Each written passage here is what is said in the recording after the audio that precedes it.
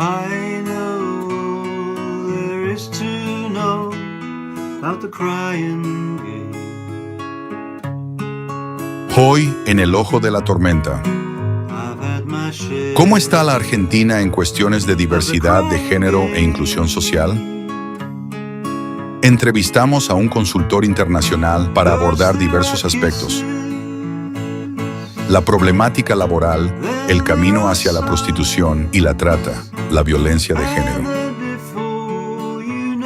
Quédate en el ojo de la tormenta.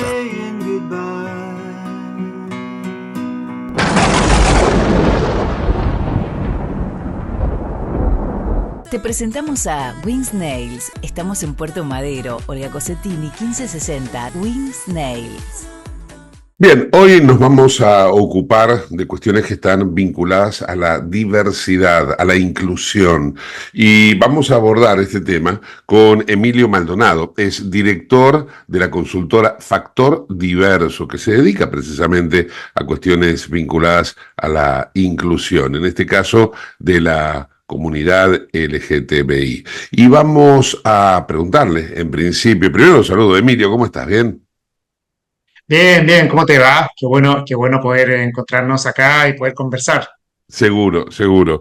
Y yo decía que quería preguntar cómo es o cómo se vive la diversidad sexual en la Argentina. Sí, esa es una buena pregunta, justo además en el marco que por estos días en Argentina, o particularmente en Buenos Aires, se celebra el Día del Orgullo, ¿no? Con Ujú. esta marcha multitudinaria de la comunidad LGBTI+.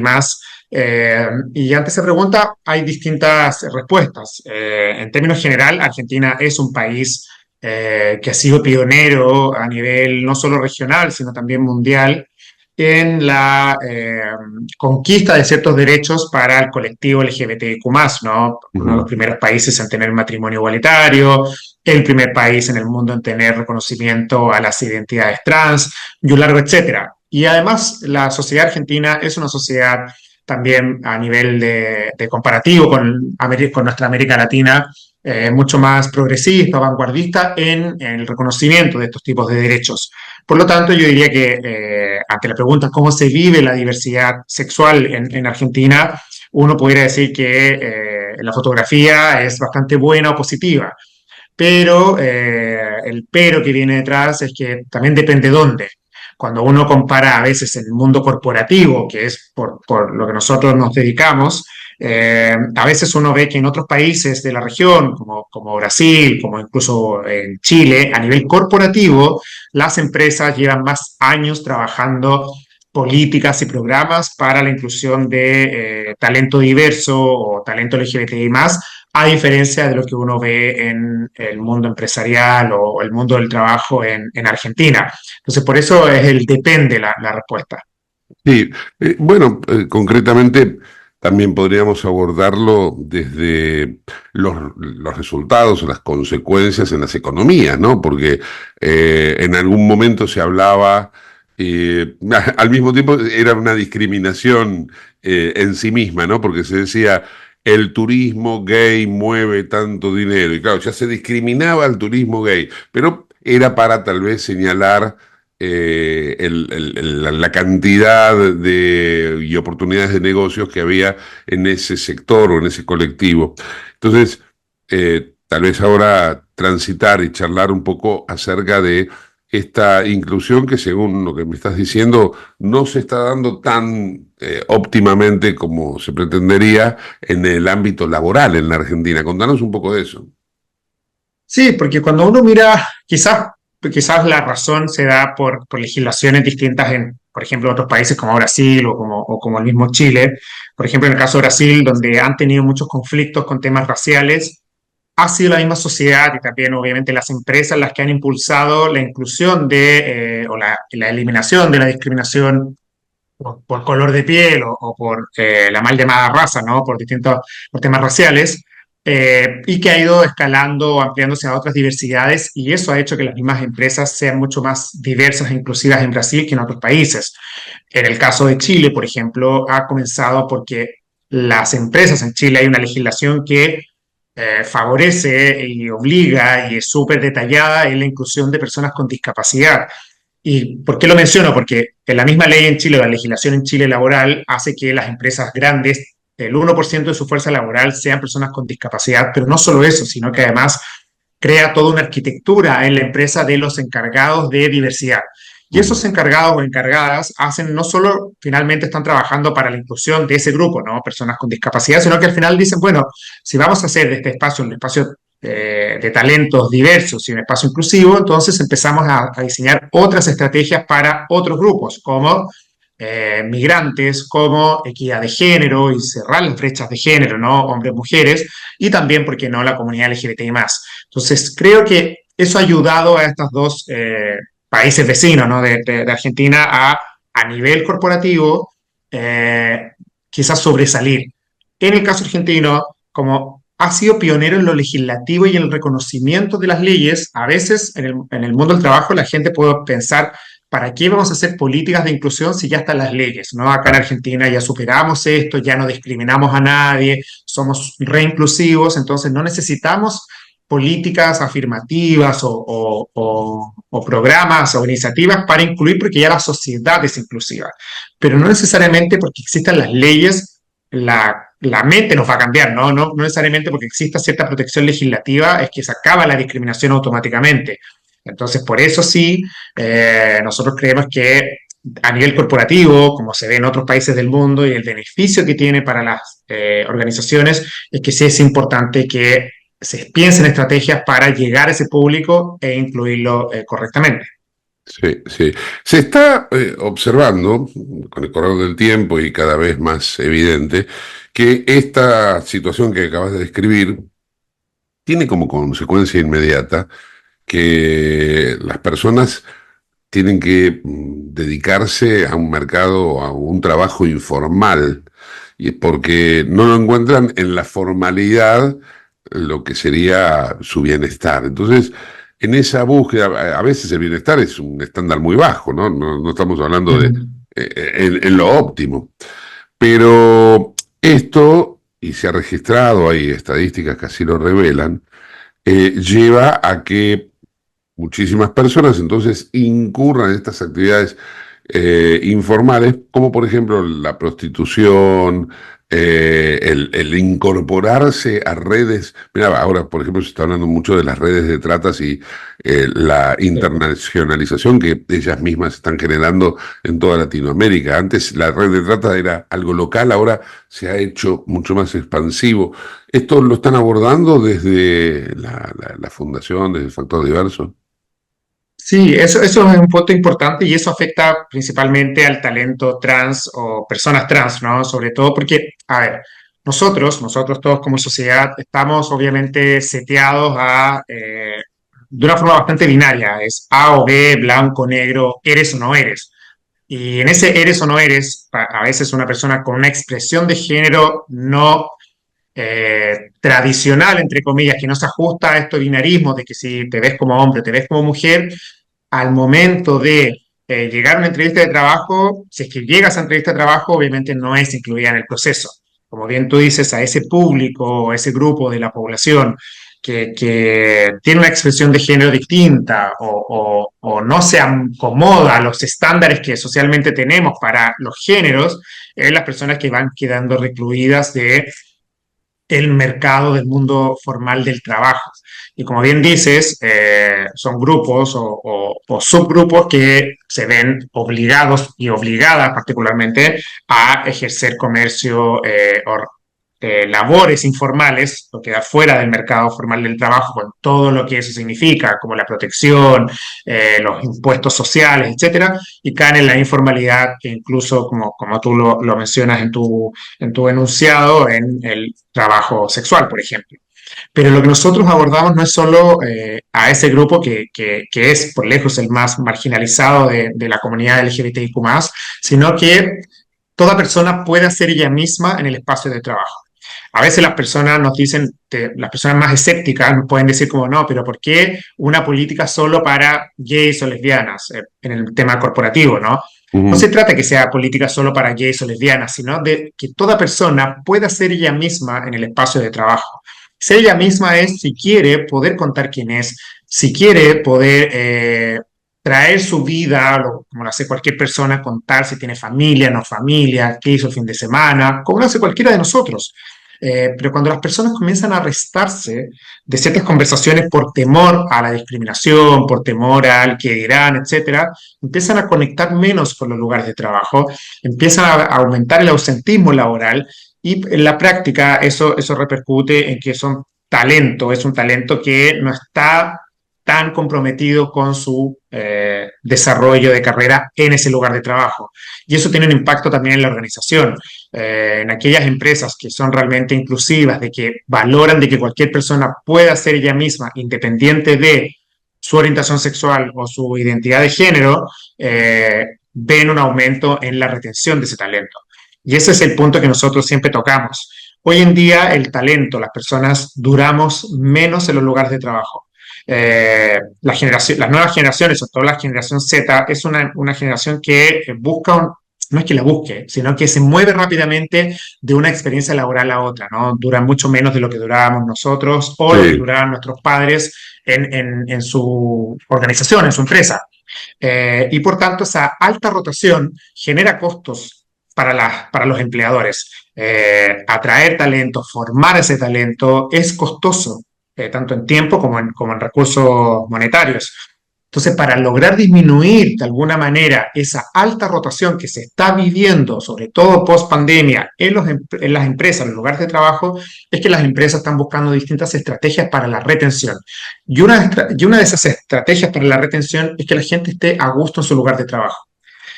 Porque obviamente el trabajo es trabajo, no es un hobby, no es un pasatiempo, no es unas vacaciones, es un trabajo. Y por lo tanto, buscar todas las herramientas para que tú estés a gusto en ese espacio. Y una forma de estar a gusto es poder ser tú mismo o tú mismo. Y es por eso que ahí cobran especial relevancia las estrategias o políticas de diversidad e inclusión. Qué paradójico, ¿no? Lo que planteas, porque por un lado, acá en Argentina, en este momento político y económico, se está discutiendo la famosa flexibilidad laboral, es decir, que cualquier empleado puede entrar y salir rápido de sus empleos para no generar mayor costo laboral a las empresas. Y de pronto, desde la perspectiva que vos lo estás abordando, vos estás diciendo, pero las empresas no quieren esa rotación. Entonces uno no termina de comprender qué es lo que busca el mundo corporativo, ¿no? No, las empresas quieren la flexibilidad de poder contratar y desvincular a una persona por desempeño, por supuesto, que no se sientan amarradas a un talento por otras trabas que no tengan que ver con el desempeño de la persona, pero lo que quieren en ese mundo de mayor flexibilidad es que también convencer al talento a que se quede con ellos, ya sea por mayor salario, por flexibilidad laboral, en el sentido de horarios y presencialidad, pero también que la persona pueda estar a gusto y también que sienta que pueda desarrollarse en esa empresa independiente de quién sea. Cuando digo independiente de quién sea, cuando uno le pregunta, por ejemplo, a mujeres si se ven como la CEO de una empresa, seguramente hay una menor tasa de respuestas positivas de que si le preguntamos a los hombres, porque las mujeres tienden a decir, bueno, acá siempre ha habido hombres CEOs o gerentes, por lo tanto no hay espacio para mujeres, o una persona de color, o una persona migrante, o una persona abiertamente lesbiana o gay, seguramente no va a tener las mismas aspiraciones a llegar a ser CEO porque nunca ha visto un referente que sea un hombre gay o una mujer lesbiana en esa posición. Entonces, lo que están buscando las empresas es decir, mira, acá sí tienes desarrollo de carrera. Da lo mismo si eres trans, persona cisgénero, gay, lesbiana, mujer, migrante, no migrante. Acá vas a tener igualdad de oportunidad de desarrollo con todos los demás. Entonces, esa es una forma de retener. Entonces, respondiendo al mundo corporativo, quiere la flexibilidad de contratar a personas y eventualmente desvincular a esas personas, pero estando en el entendido de que son buenos talentos y quieren retenerlos, quieren obviamente tener sobre la mesa todas las herramientas para convencer a esas personas de que se queden. Ahí súper, y con esto cierro, pero hay muchos estudios que plantean el impacto que tienen cuando una empresa es realmente inclusiva con su talento. Uno muy reciente, o sea, hace pocos años, que lo hizo McKinsey, que es una consultora que todo el mundo reconoce, o sea, es una consultora de talle, quizás la mejor o una de las mejores consultoras del mundo, que en América Latina, solo en América Latina, o sea, en las empresas presentes en América Latina, la retención puede aumentar hasta un 36% solo si tu empresa es realmente inclusiva y entrega igualdad de oportunidades a sus trabajadores. O sea, tienes un 36% más probabilidad de retener a tu talento y que no se lo lleve la competencia solo si tu empresa realmente entrega igualdad de oportunidades a cualquier persona independiente de su género, de su expresión, de su color de piel, de su nacionalidad, etcétera. Entonces, hay un impacto positivo en la disminución de esa rotación en las empresas. Y el último ítem, o al menos uno pretende que sea también significativo, que quería abordar, es la violencia que se genera con este segmento de la población, ¿no? Porque también hay mucha... Está muy vinculado al odio, está vinculado también a la intolerancia. Hablábamos recién de las redes de tratas y creo que también ahí podríamos vincularlo. Entonces, de alguna manera, me gustaría que me abordes ese tema. Sí, es correcto. La verdad es que a la violencia manifestada de distintas maneras, ¿no? Ya sea exclusión o violencia física, verbal, psicológica, hacia las personas LGBTI más, es algo que no podemos desconocer, ¿no? No hay nadie que pudiera desconocer que son mayores las tasas de violencia por tu orientación sexual, siendo gay, lesbiana o bisexual, por ejemplo, que a una persona heterosexual. Yo siempre digo cuando converso con trabajadores que eh, actos de discriminación puede haber un montón, pero cuando comparamos hetero versus gay, lesbiano, bi, a nadie lo van a discriminar por ser heterosexual. Te pueden discriminar por otras cosas, ¿no? Por tu origen socioeconómico, por cómo hablas, por discapacidad, pero relacionado con la orientación sexual, no te van a discriminar por ser hetero, como así lo hacen siendo gay, lesbiano, bisexual. Hay países que ni siquiera te permiten tener relaciones afectivas entre personas del mismo sexo, ¿no? Hay casi 70 países en el mundo, que es más de un tercio de los países del mundo, todavía criminaliza las relaciones entre parejas del mismo sexo. 11 de esos países el castigo es la pena de muerte, o sea, estamos hablando de la máxima pena que se puede entregar simplemente porque eres quien eres. Y a nivel de las escuelas y adolescencia, también son los jóvenes LGBTIQ+, quienes reciben la mayor cantidad de bullying de sus compañeros, de su familia, de su comunidad escolar, simplemente porque a veces no se ajustan, ¿no?, a lo que tradicionalmente, pongo entre comillas, se espera de un niño, un adolescente o una niña o un adolescente, ¿no?, en términos de expresión de género o de comportamiento. Entonces, esa violencia todavía existe y ahí el rol que tienen todos los actores es muy importante. El actor principal siempre va a ser el Estado, porque el Estado marca la pauta de comportamiento de sus ciudadanos, ¿no? Y ahí las leyes que protegen a las personas, en este caso LGBTI, son muy importantes porque el Estado finalmente dice, yo reconozco que hay distintas familias. Por ejemplo, cuando se dicta la ley de matrimonio igualitario. Yo reconozco que todos tenemos derecho a la identidad de género y cuando lanza la ley o publica la ley de identidad de género. Pero también después vienen los esfuerzos que hace el mismo Estado en prevenir y combatir la discriminación a través de organismos como el que ya sabemos que no existe, ¿no? El INADI, que uno podrá decir, podemos perfeccionar un organismo como el INADI, pero no sé si desaparecer o eliminar es la respuesta. Y después los distintos actores de la sociedad, por ejemplo, el sistema escolar, ¿no? El sistema educativo, de cómo hacemos que realmente el sistema sea inclusivo para todas las personas y no solo para quienes se amoldan o se ajustan a este molde, ¿no? Y las empresas tienen que hacer lo suyo también, pero las empresas por sí solas no van a corregir la sociedad, no van a subsanar los actos de violencia, de discriminación. Pueden combatirlos a nivel del espacio laboral, ¿no? Obviamente que no acepten discriminación, ni hostigamiento, ni acoso en el espacio laboral, pero no pueden hacer todo el trabajo que le compete a los distintos actores de la sociedad.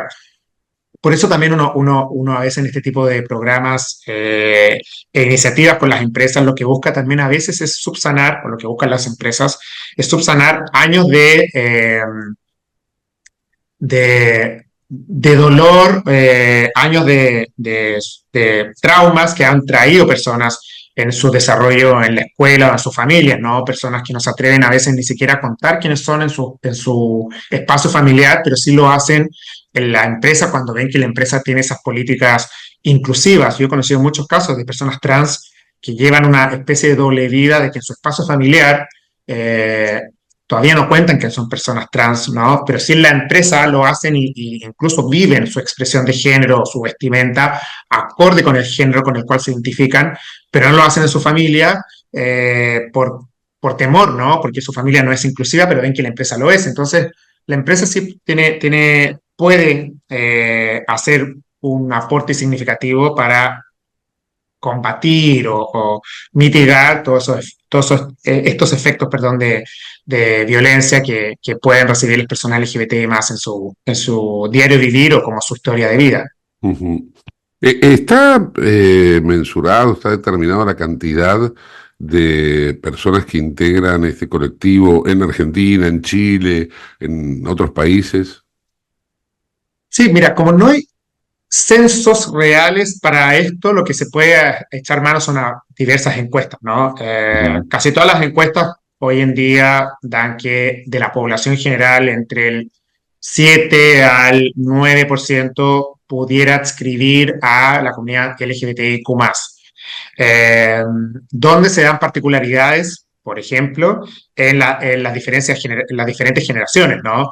En Estados Unidos hay una muy buena encuestadora que se llama Gallup, que todos los años hace una encuesta, ¿no? No es un censo, es una encuesta sobre cómo las distintas generaciones se perciben como parte o no de la comunidad LGBTIQ+, y a mayor edad, en menor el porcentaje.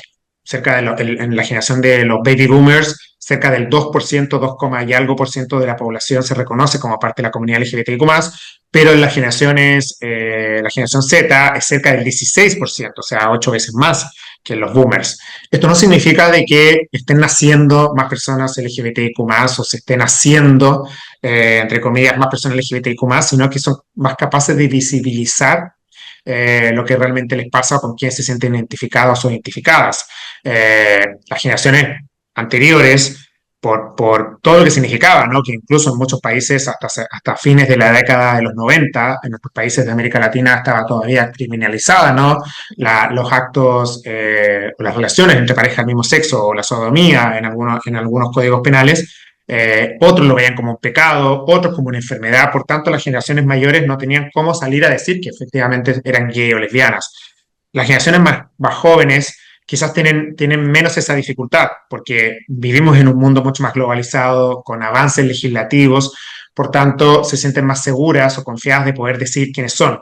Y viven mucho más libremente en su familia o en su espacio de escuelas y universidades su identidad. Y eso lo quieren replicar en el mundo del trabajo. No quieren que cuando entren a trabajar a los 20 y poco años tengan que meterse al placar o al armario cuando no han vivido en ese armario en toda su vida en los últimos años, ¿no? Fueron a la escuela siendo abiertamente gay o lesbiana porque a lo mejor había un entorno mucho más receptivo, fueron a la universidad y vivieron su sexualidad o su identidad libremente. Entonces, llegar al espacio de trabajo y meterte a este armario no tiene sentido para estas personas. Por eso es que las empresas han entendido que para gestionar realmente a todo tipo de talento tienen que entregar todas estas posibilidades en las iniciativas y programas que desarrollen, y uno de ellos es el dirigido a la comunidad LGBTIQ+. Disculpa mi ignorancia, ¿no? Pero Ujú. ¿hay tal vez en este momento un número determinado también de gente en la cual podríamos decir ese mundo imaginario que había planteado alguna vez John Lennon en otro sector o hacia otro tema, pero abocado a esto? Es decir, un lugar en donde exista una sola sexualidad, en donde alguien pueda ser hetero, gay o lesbiana, hetero, todo al mismo tiempo en mancomunidad. ¿Eso se da? No se da. Lo que se está dando más es que las personas haya diversidad de diversidades, ¿no? En Algunos ese llamaría mundo. bisexual a lo que planteo, pero yo lo amplío más No. todavía, es decir, al ¿Cómo concepto, es? no solamente al solo y mero hecho sexual, sino al concepto general, a eso me refiero. Sí, sí, sí, por ahora, no, la verdad que, a ver, lo que nosotros siempre decimos, las empresas, las charlas, lo que sea, es que ojalá esto a futuro no sea un tema, o sea, que no tengamos que hablar esto. No sé si va por ahí un poco la pregunta, Claro, pero claro, ahí va. ojalá que esto, claro, que esto, ojalá imaginar como ese mundo en que esto sea posible, en que ni siquiera tengamos que hablar de comunidad LGBTIQ+, ni si eres hetero, si eres gay o bisexual. Ojalá lleguemos a ese mundo y ojalá nosotros no tengamos razón de existir. Pero para que eso suceda, tenemos que iniciar estas conversaciones ahora, ¿no? De decir Sí, como, sí, sí, sí, obvio. pero para llegar a eso es que tenemos que tener políticas públicas que reconozcan y también respalden o defiendan, protejan a la comunidad LGBTQ+, llegar a que en las empresas se hable este tema y educar, porque muchos de nuestros adultos nunca recibimos esta educación en nuestras generaciones cuando estuvimos en la escuela. Y por tanto somos personas que desconocemos incluso qué es una persona trans o una persona no binaria o incluso la comunidad LGBTIQ+. Pero cuando uno entrega esas herramientas, las barreras de discriminación bajan un montón. Porque los humanos discriminamos a otros no porque nos levantemos con ganas de discriminar, sino porque es una forma o reacción corporal o del organismo ante lo desconocido. Y cuando yo desconozco algo, siento un rechazo a eso desconocido. Y ese rechazo se puede dar por exclusión, evito este tema o evito a esta persona o a este grupo de personas, o se puede dar a través de reacciones o respuestas más violentas, ¿no? Verbal, psicológica o física. Para llegar a ese mundo en que no exista la discriminación y que nos dé lo mismo si una persona es trans, si es hetero, si es gay, lesbiana, tenemos que hacer este trabajo ahora. Pero ojalá, más temprano que tarde, lleguemos a ese mundo en que no importe esto y que, como dije, nosotros, al menos de Factor Diverso, nos quedemos sin un propósito de existir. Claramente. Emilio, agradecido por este tiempo, ¿eh? No, muchas gracias a ti, la verdad que estuvo muy buena esta conversación y bueno, cuando quieras nos volvemos a ver. Claro que sí. Emilio Maldonado, de Factor Diverso, la consultora dedicada a la inclusión en el ojo de la tormenta.